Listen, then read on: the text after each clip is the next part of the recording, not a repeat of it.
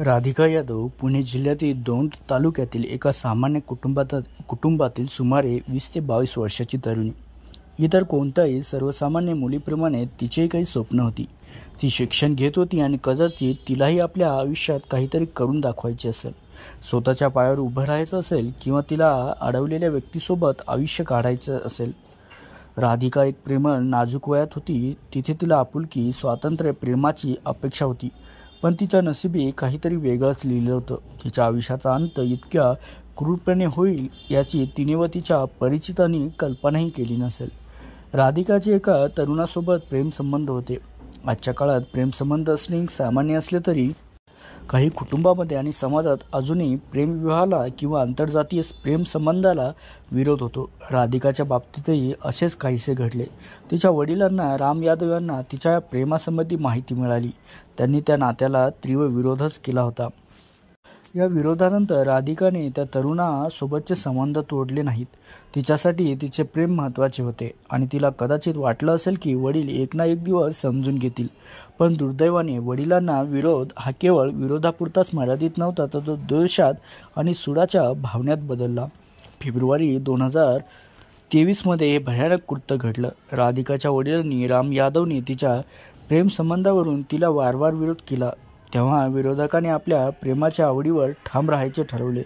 तेव्हा वडिलांनी टोकाचे पाऊल उचलले. पोलिसाच्या तपासानुसार आणि नंतर राम यादवने दिलेल्या कबुली जबाबानुसार राम यादवने राधिकाचीच हत्या केली. हत्येची नेमकी पद्धत गळा दाबून, तोंड दाबून किंवा इतर मार्गाने झाली हे तपासाअंती स्पष्ट झाले असले तरी हे कृत्य अत्यंत क्रूर आणि थंड डोक्याने केले गेले होते. एका पित्यानेच आपल्या पोटाच्या गोळ्याचा आणि आपल्या मुलीचा जीव घेणे हे मानवतेला काळिमा फासवणारे होते. या कृत्यामागे वडिलांच्या मनात काय विचार आले असतील हे सांगणे कठीण आहे. समाजाची भीती, आपली प्रतिष्ठा धुळीला मिळेल ही भावना, की मुलीने आपला आदेश मोडला याचा राग, या सर्व भावनांनी त्याला ग्रासले असावे आणि त्यातूनच त्याने हे अक्षम्य असे पाऊल उचलले असावे. हत्या केल्यानंतर पुराव्याची विल्हेवाट लावण्याचे काम राम यादवने राधिकाचा मृतदेह दौंड तालुक्यातील एका कालव्यात फेकून दिला. त्याला वाटत असेल की या अशा प्रकारे मृतदेहाची विल्हेवाट लावल्याने त्याचा गुन्हा कधीच उघडीस येणार नाही. परंतु म्हणतात ना, गुन्हेगारी किती हुशार असला तरी काहीतरी चूक करतोच. काही दिवसानंतर तो मृतदेह पाण्यात तरंगताना स्थानिकांना दिसला. त्यांनी तात्काळ पोलिसांना याची माहिती दिली. दौंड पोलिसांनी तात्काळीने घटनास्थळी धाव घेतली. मृतदेहाची अवस्था पाहून त्यांना हत्येचा संशय आला. त्यांची मृतदेहाची ओळख पटवण्याचे काम सुरू केले. तपास दरम्यान राधिका बेपत्ता असल्याची माहिती व तिचा शोध सुरू असल्याची माहिती पोलिसांना मिळाली. त्यांनी बेपत्ता राधिका आणि सापडलेल्या मृतदेहाची माहिती मिळवली. राधिकाच्या मृतदेहाची ओळख पटल्यावर त्यांनी बेपत्ता होण्यामागची कारणं शोधताना पोलिसांना संशय राम यादववर बळवला. पोलिसांनी त्याला ताब्यात घेतले. त्याची कसून चौकशीही केली. सुरुवातीला त्याने टाळाटाळ केली असली तरी पोलिसांनी चौकशीच्या दबावाखाली त्याने अखेर आपल्या गुन्ह्याची कबुली दिल्याचे वृत्त होते. राम यादवला राधिकाच्या हत्येच्या आरोपाखाली अटक करण्यात आली.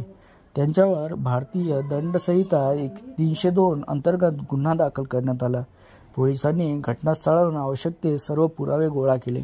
मृतदेहाचे शवछेदनही केले आणि या प्रकरणाचा सखोल तपास सुरू केला. या प्रकरणानंतर न्यायालयीन प्रक्रिया सुरू झाली असेल तेथे आरोपीला शिक्षा सुनावण्यापूर्वी न्यायपालिकेतर्फे सर्व पुरावे आणि साक्षीदाराची तपासणी केली जाते. राधिका यादव हत्या प्रकरण हे ऑनर किलिंग म्हणजे प्रतिष्ठेसाठी केलेले हत्येचे एक भयावह उदाहरण आहे. अशा घटनांमध्ये कुटुंबाची प्रतिष्ठा किंवा इज्जत ही व्यक्तीच्या आयुष्यापेक्षा आणि स्वातंत्र्यापेक्षा मोठी मानली जाते.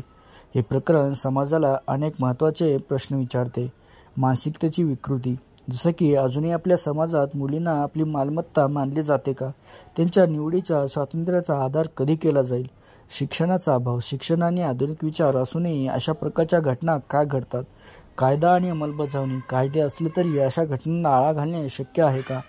जागरूकतेची गरज, समाजात प्रेमविवाहाला आणि वैयक्तिक स्वातंत्र्याला स्वीकारण्याची मानसिकता कधी निर्माण होईल?